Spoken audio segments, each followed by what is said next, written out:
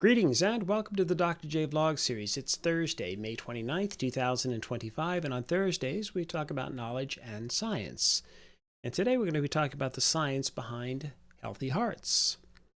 So cardiovascular disease is the #1 killer worldwide. There were almost 1 million deaths just in the United States alone in 2024 due to some kind of cardiovascular disease. There's somebody basically dying in the U.S. every 34, 35 seconds as a result of some type of cardiac cause. So it's incredibly important then to keep our hearts as healthy as possible. And so how best to do that? Well, thankfully, the heart's an incredible feat of evolutionary engineering, and it's a muscle. And so there's a number of things that we can do then to enhance the strength and the health of our hearts. First, understand that there's 2 to 3 billion cells, or that is cardiac muscle cells, and billions of additional cell types as well that all work together, almost like one integrated cell through an incredibly intricate series of electrical connections and signaling pathways and so forth. So on the technical side, if you want to learn everything you'll probably ever want to know about the heart in terms of the physical, the mechanical, the biological aspects, and so forth, I highly recommend Dr. Sian Hardings' work. Her book is The Exquisite Machine, The New Science of the Heart, which actually came out in paperback last year through MIT Press. So for today's vlog, I'm actually going to be concentrating on a small portion of the book to talk about how we can try to maintain a healthy heart. But I thought I'd start by talking a little bit about the idea of cellular maintenance and regeneration. And so you've probably heard the idea that the human body gradually replaces its full complement of cells every 7 to 10 years. It's almost like we're a new person in that sense, in a cellular sense, every 7 to 10 years. But you have to understand that it really depends on the types of cells that we're talking about. So there are some that are incredibly fast-growing cells, like around our skin and our hair cells in particular. But it's a bit misleading, at least if we're talking about the heart. Why is that? Well, the research has determined that the heart does not replace every cell. In other words, the replacement rate for the heart cells are about 1% roughly, at least of your cardiomyocytes, about 1% per year when you're young, and then that gradually declines over your lifespan until it's less than 0.5% per year by the time you're in your 70s. But most remarkably of all, it's estimated that almost 50% of your cardiomyocyte cells are with you your entire life, from your birth to your death. So in some ways, it's a bit like your brain cells, or you really need to take care of them because, again, in the case of your heart, a lot of them are never going to be replaced. So if you take care of your heart, obviously, then the long-term benefits will be a reduced likelihood of suffering from some type of cardiovascular disease. And if you've watched last Monday's vlog, most of us would like to be able to keep our hearts functioning in a healthy way so that we can squeeze out perhaps as many as 3 billion heartbeats in our lifetimes, because if we do that, we know we'll have lived well into our 90s. So let's start then by identifying what's bad for your heart and what should be avoided. And the #1 issue on that list, you need to avoid aging. Well, yeah, that might be a challenge. But we know that most heart disease is most directly a function of aging. And that's true, of course, of almost all aspects of our physiological beings and our physiological declines that we inevitably experience. So lots of stuff just obviously breaks down. The body can't restore everything to its previously pristine or mint condition. And so for the heart, that means arterial stiffness, reduced heart muscle elasticity, a decrease in the heart's ability to respond to changes in pressure. And again, it's a lot like most of our kind of muscular problems, right? And additionally, the heart muscle becomes thicker and less efficient, and then less able to respond effectively to pressures and stressors. And so that's why we're supposed to monitor, for example, our heart rates during our workouts, but especially as we get older. The idea is that we're not supposed to overwork our heart muscles. Okay, so then there's some many obvious no-nos, which you almost certainly already know about. So avoid smoking.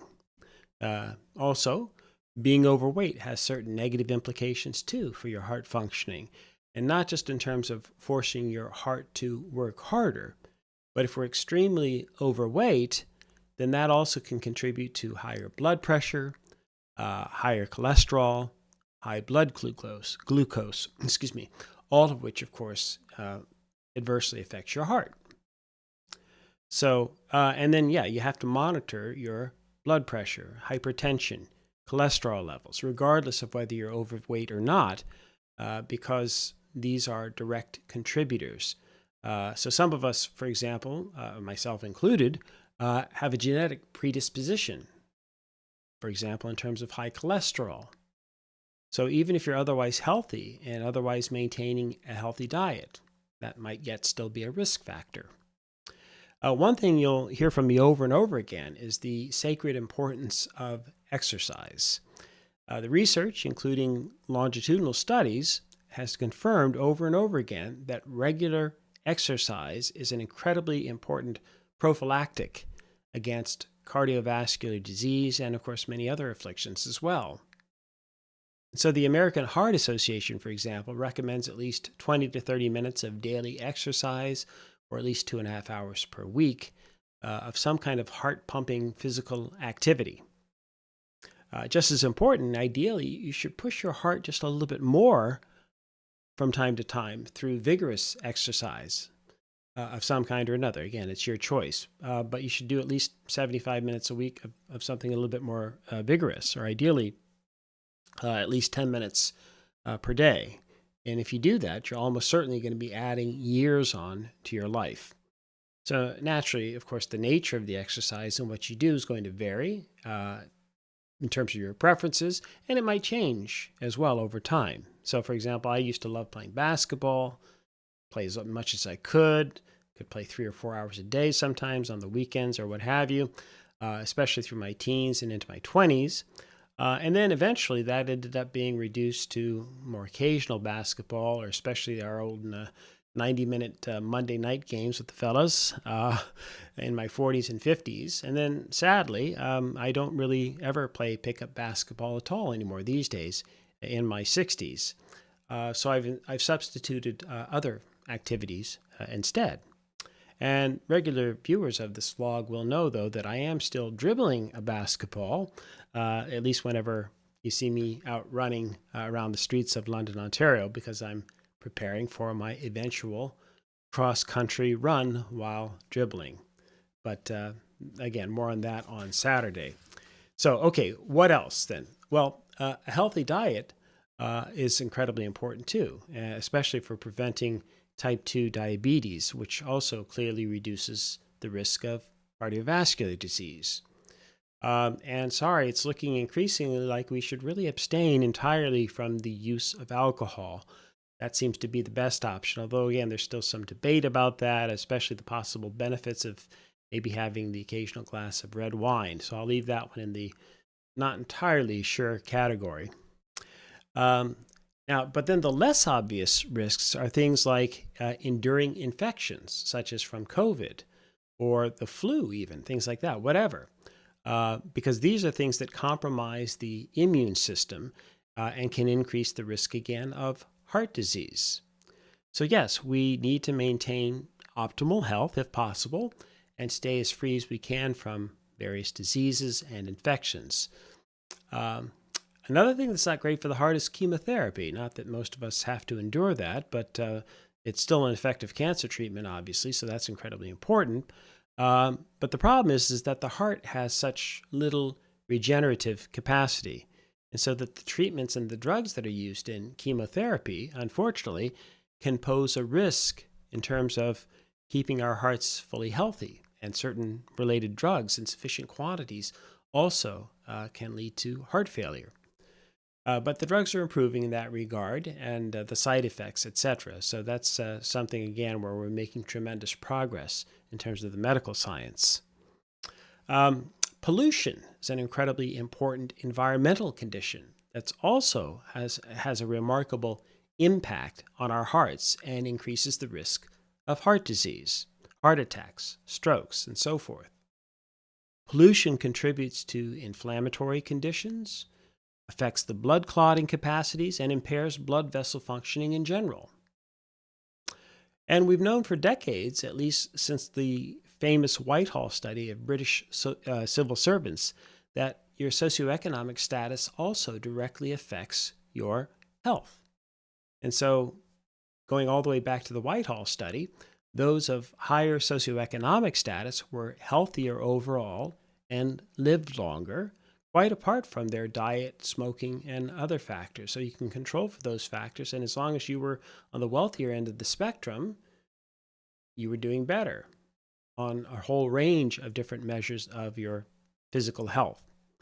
And indeed, this is kind of one of those early pivotal studies that got us to start talking quite seriously then about the possible social determinants of health rather than the pure focus on the physiology of health.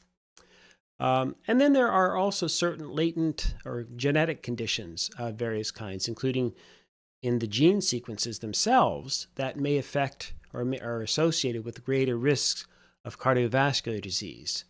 And so here the research is really still in its infancy, and so we don't know exactly what the mechanisms are at play. We just know that there are certain higher risks depending on certain genetic sequencing, or if you have certain aberrations, they tend to be found at higher rates amongst people who have cardiovascular disease than those who don't. But again, exactly what the mechanism is, not entirely sure. But this is, again, it's an area where we can expect to make some incredibly crucial discoveries, I think, over the next couple of decades, all of which will have direct implications then for things like gene therapy and other physiological interventions. And then finally, strong, sudden emotional shocks can literally be deadly, right? Losing a loved one suddenly. We know that this causes incredible pain and grief. And it almost literally causes us to die. I mean, could potentially cause us to die from the proverbial broken heart. So think of the case of the actress and author, Carrie Fisher. This stands out for a couple of reasons. So first, she died of an apparently heart-related condition, and she and her daughter admitted freely had abused drugs and not taken care of her heart particularly well.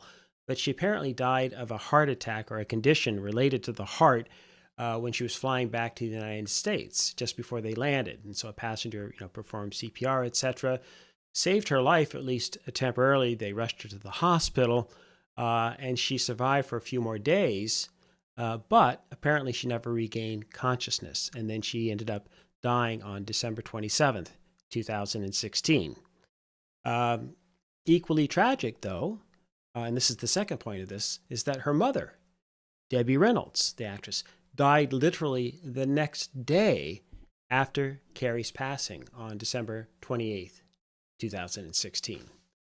And similarly, my own mother's best friend lost one of her children, her not a child anymore, but lost her 64-year-old son back in April of 2017. And only 10 hours later, my mother's best friend passed away as well at the age of 91. It would seem that there's nothing harder on the heart, especially, than burying one's own children. So bereavement is certainly one of the hardest issues for our hearts to cope with. Okay, and so then if we reverse much of what I just said, we can then think about that. What are the top 7 things that you can do to maintain a healthier heart?